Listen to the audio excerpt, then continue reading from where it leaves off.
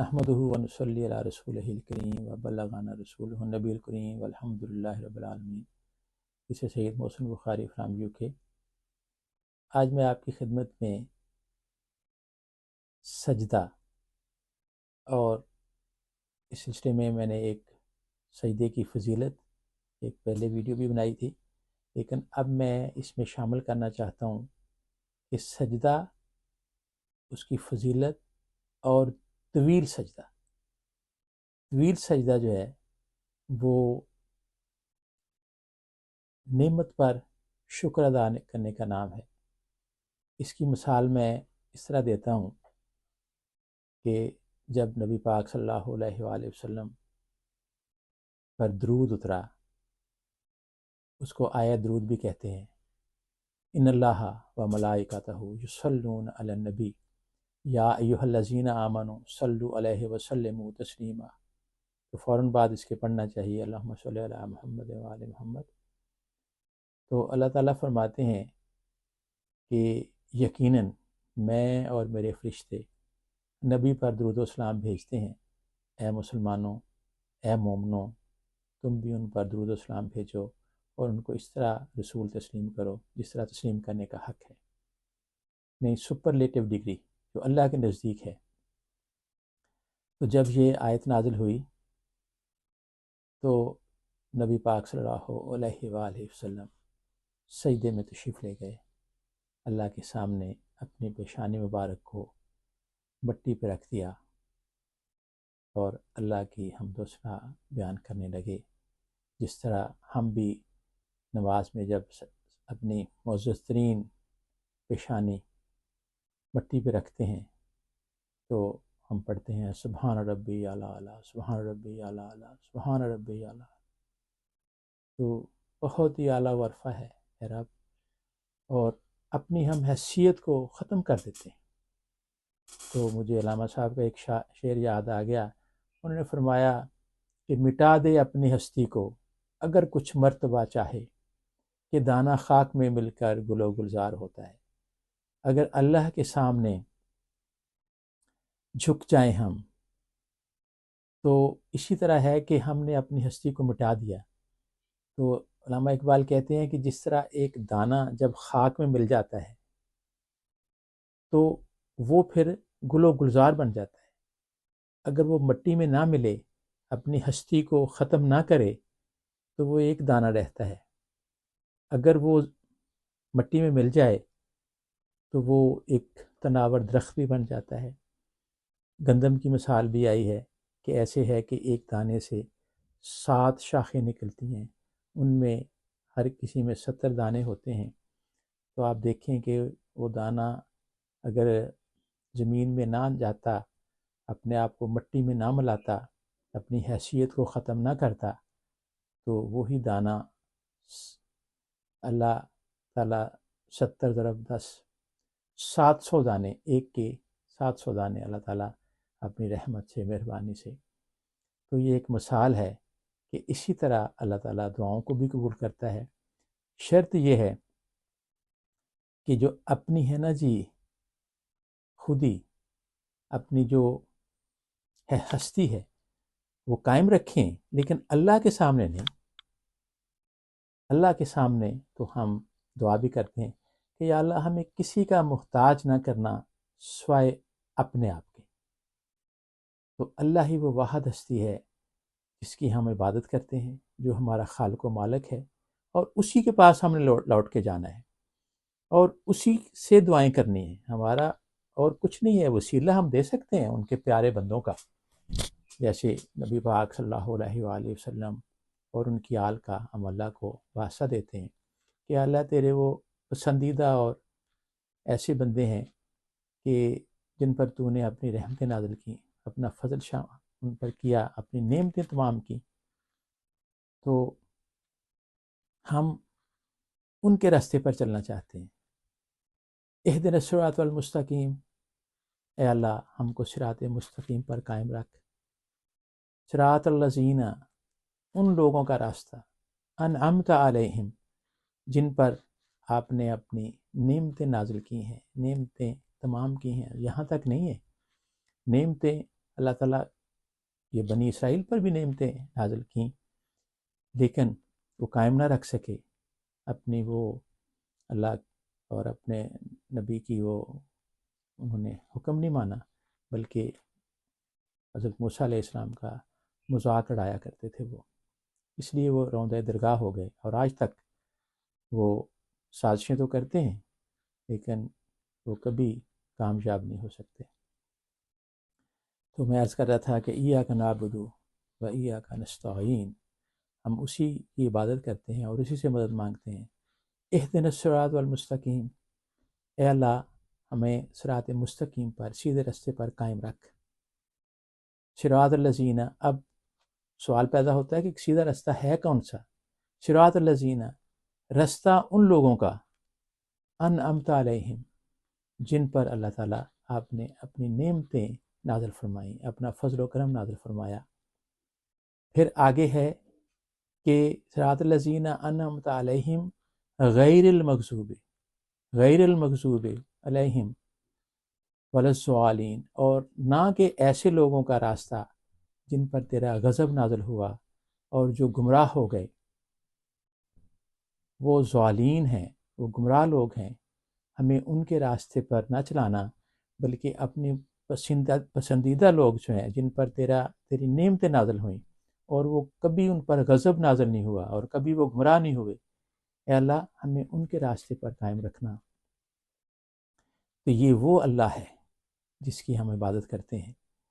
اب ہم اس کے سامنے نماز کے بعد ایک سجدہ شکر بھی ادا کرتے ہیں، اور سجدہ شکر میں سجدے کو طویل کرتے ہیں۔ تو میں یہ عرض کر رہا تھا کہ جب یہ آیت درود آئی، اگر آپ گوگل پہ جائیں آیت درود لکھیں تو آ جائے گی آیت سورۃ احزاب کی، ان اللہ و ملائکتہ یصلون علی النبی یا ایھا الذین آمنوا صلوا علیہ وسلموا تسلیما۔ تو آپ سجدے میں گر گئے اور اتنا طویل سجدہ کیا، اتنا طویل سجدہ کیا کہ صحابہ اکرام رضوان اللہ علیہم اجمعین فکر مند ہو گئے کہ کہیں آپ کی روح پرواز تو نہیں کر گئی۔ تو جب آپ نے طویل سجدے سے سر اٹھایا تو صحابہ اکرام نے کہا کہ یا رسول اللہ صلی اللہ علیہ وسلم، ہم پریشان ہو گئے تھے کہ آپ نے پہلے اتنا طویل سجدہ کبھی کیا نہیں۔ تو نبی پاک صلی اللہ علیہ وآلہ وسلم نے فرمایا کہ اے میرے صحابہ، مجھ پر اتنی بہترین آیت اس سے پہلے کبھی آئی بھی نہیں۔ سبحان اللہ، کہ وہ لا شریک جو ہے، وہ جو قادر مطلق ہے، رب العالمین ہے، تو وہ بھی نبی پاک پر درود بھیجنے میں خود شریک ہو جاتا ہے۔ تو یہ ہے عظمت رسول پاک صلی اللہ علیہ وآلہ وسلم۔ تو اب طویل سجدہ انہوں نے کیا اور اللہ کا شکر ادا کیا۔ ائمہ معصومین علیہ الصلوۃ والسلام جب بھی کوئی نعمت ملتی تھی تو اللہ کے سامنے سجدہ کرتے تھے اور طویل سجدے کرتے تھے۔ وہ تو گھنٹوں کے حساب سے سجدے میں جا کے اپنی پیشانی کو مٹی پہ رکھ کے اللہ کی حمد و ثنا بیان کرتے رہتے تھے۔ تو اب جو طویل سجدہ ہے، میں اپنی مثال دے کر اپنے ینگسٹرز کو سمجھانا چاہتا ہوں کہ جب مجھے طویل سجدے کی فضیلت کا پتہ چلا تو میں آہستہ آہستہ میں اپنے سجدے کو طویل کرتا گیا، طویل کرتا گیا، طویل کرتا گیا، اور سجدے میں جا کے میں پھر اللہ تعالیٰ کی حمد و ثنا اور جو بھی دل میں دعائیں ہیں وہ بھی میں کرتا ہوں، اور الحمدللہ وہ میرا جو سجدہ ہے وہ 12 منٹ سے 18 منٹ تک بھی ہو جاتا ہے۔ تو اب میں نے اس کے فضائل دیکھے، اس کی سائنسی جو تحقیق ہے وہ بھی میں نے پڑھی، اور میں نے خود اپنے آپ پر آزمائی کہ سجدے میں جا کے وہ وقت ایسا ہوتا ہے کہ اللہ تعالیٰ فخر کرتا ہے اس وقت، اس بندے پر ناز کر کے اپنے فرشتوں کو کہتا ہے کہ دیکھو تم کہتے تھے کہ یہ بندہ جھگڑالو ہوگا، تیرا حکم نہیں مانے گا، خون اور فساد پیدا کرے گا، یہ دیکھو اپنے آپ کو مٹا کر سجدے میں مٹی پہ سر رکھ کر میری حمد اور میری بڑائی بیان کر رہا ہے، تو اے فرشتوں اس کو بخش دو۔ تو یہ اپنی عظمت والی پیشانی جب مٹی پہ رکھتا ہے تو اللہ تعالیٰ بہت خوش ہوتے ہیں، حالانکہ وہ بے نیاز ہیں۔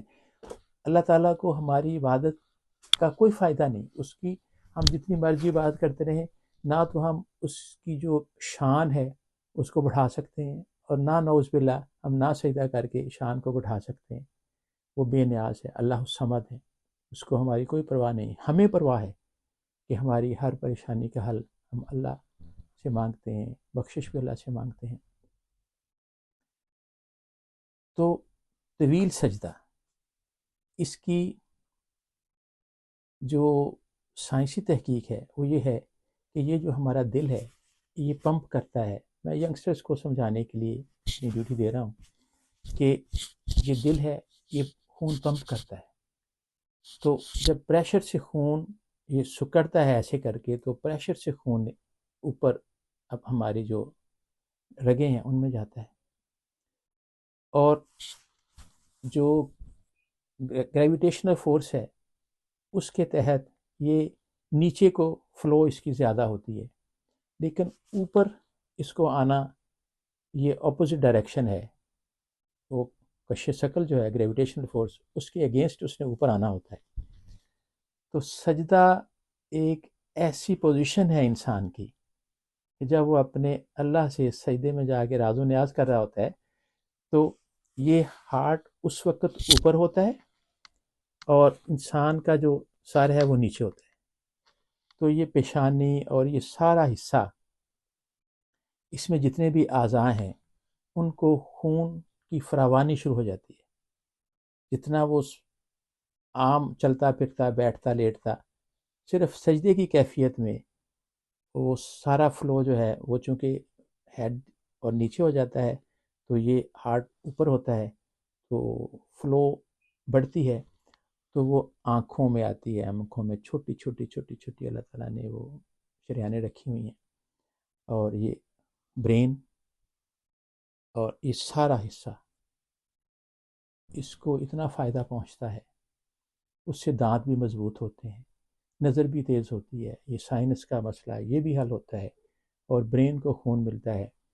تو ایک سائنٹسٹ ڈاکٹر آیا سعودی عرب، تو اس نے دیکھا، پہلی دفعہ دیکھا کہ سجدے میں لوگ جاتے ہیں، تو اس نے کہا اس سے تو برین کو بلڈ کی سپلائی زیادہ ہوتی ہے۔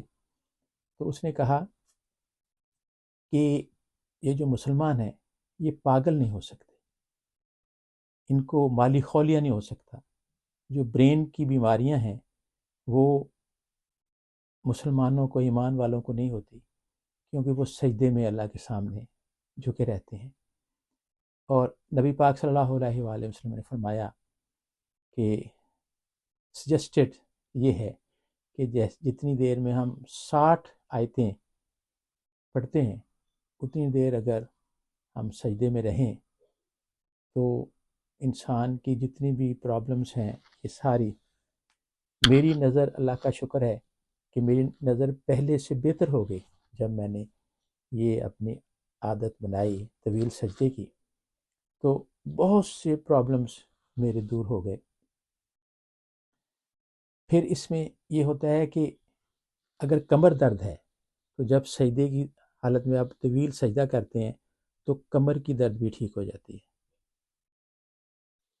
یعنی مجھے بے شمار فائدے اس سے ملے، میں پریکٹیکلی بتا رہا ہوں۔ ویسے تو جو اللہ اور رسول پاک صلی اللہ علیہ وسلم کا حکم ہے وہ ہمارے لیے کافی ہے، ہمیں ضرورت نہیں ہے کہ کسی اور چیز کی طرف جائیں، لیکن سائنس جو کہتی ہے اور میرا اپنا جو ایکسپیرینس ہے، مجھے طویل سجدے نے، اور جب میں طویل سجدہ کر کے دعائیں مانگ کے میں سجدے سے سر اٹھاتا ہوں تو مجھ میں اتنا اطمینان پیدا ہوتا ہے کہ میں نے اللہ کے حضور گڑ گڑا کے میں نے دعائیں بھی مانگ لیں۔ اور دعاؤں کا طریقہ بھی یہ ہے کہ اپنے بہن بھائیوں، والدین، عزیز و کربا، دوست احباب اور ساری امت کے لیے دعائیں مانگیں۔ تو اللہ کا فرمان ہے، حضرت موسیٰ علیہ السلام کو اللہ نے فرمایا کہ اے موسیٰ، جب آپ کسی کی عدم موجودگی میں اس کے لیے دعا کریں تو اللہ تعالیٰ وہ دعا فوراً قبول کرتا ہے۔ تو اگر ہر ایمان والا دوسرے کے لیے دعا کرے تو اسے اپنے لیے دعا کرنے کی ضرورت ہی نہیں رہتی۔ اللہ کا ایک بڑا زبردست نظام ہے کہ ہم اگر دعا کریں تو، اور ہر ایمان والا ایک دوسرے کے لیے دعا کرے تو انشاءاللہ روز محشر اللہ تعالیٰ نے ہماری اسی نیکی کو، اسی حکم کو سامنے رکھ کے ہمیں بخش دینا ہے۔ تو اللہ نے تو بخش دینا ہے، لیکن حقوق العباد جو ہیں کہ انسان کا حق جو انسان پر ہے، اگر انسان کسی کے ساتھ زیادتی نہ کرے، اور اگر زیادتی ہو گئی ہے تو وہ اس سے معافی مانگ لے، تو اللہ تو بڑا ہی رحیم ہے، بڑا ہی کریم ہے۔ وہ جب اس سے سجدے میں جا کے معافی مانگی جاتی ہے تو وہ معاف کر دیتا ہے۔ وما علینا الا البلاغ۔